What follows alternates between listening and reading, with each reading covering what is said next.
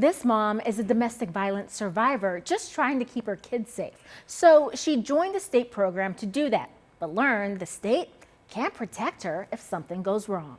I have a 10-year-old and an 8-year-old. They are amazing. Claire is a mom of 2. And we are the 3 Musketeers.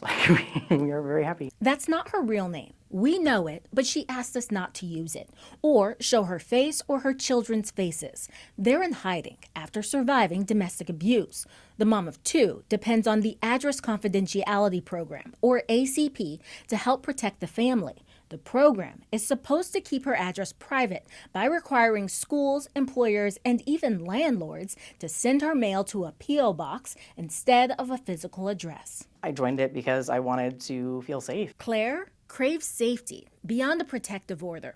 In 2021, an Indianapolis police officer reported seeing her now ex-husband punch Claire in the face and shoulder in front of their 2 children.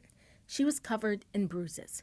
Claire told police her then husband threatened to kill her and hurt the children. He was eventually locked up for that and other crimes. In September, the state released him from prison. 5 days later, Claire's landlord filed to evict, but did not note her address was confidential. As a result, anyone could see it on this public website. How did you feel? I was terrified. I immediately called my advocate. Then enacted her emergency plan and got her kids out of the home. That night, actually, we left right after I finished work. Do I feel like he's going to come to my house? Would it be in his best interest? Probably not.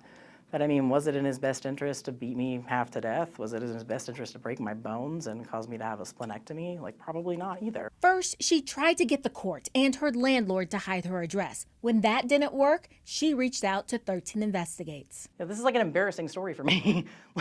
Nobody wants to come on TV and say, hey, I'm being evicted. That's not a story I want to tell you. The case was sealed shortly after 13 Investigates started asking questions. Claire says her address was public for 8 days. What would happen if someone were this negligent and leaked someone's address and they were murdered?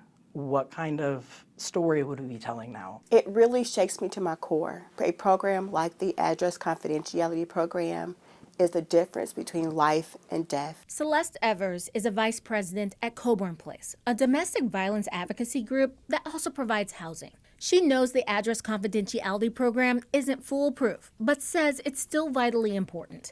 State law requires participants to provide both a notification form and their card to a landlord. Claire says she gave that information shortly after moving into her unit in 2024. The law says once notified, a landlord cannot even post a participant's name on a mailbox or resident directory. It also says a person may not disclose the participant's physical address in civil or criminal court proceedings without a court order. Did either the court or HAND notify you that it may be posted? No. HAND Inc., or Hamilton County Area Neighborhood Development Incorporated, was her landlord. The group's executive director told 13 Investigates by email Claire did not notify HAND she was in the program until after the eviction was filed. But Claire showed us this email sent nearly 3 months before the eviction. In it, she asked HAND to stop sending mail to her physical address because of her confidential status. So they did know, and that was sent. When 13 Investigates asked about that email, the executive director said her first reply was a, quote, premature response. She says the group immediately asked for the file to be sealed and said they regretted the temporary breach. It feels retaliatory.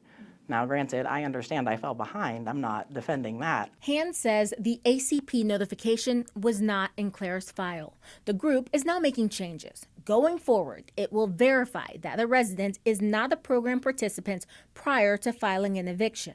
Your problem isn't that they filed for eviction, it's how they did. Correct. According to this 2023 report, at least 45 states and the District of Columbia have an address confidentiality program. California and Michigan make unauthorized disclosure of a participant's address a misdemeanor, punishable by a fine or jail time. In California, you could serve up to a year in jail if someone's address becomes public and they or their family are hurt.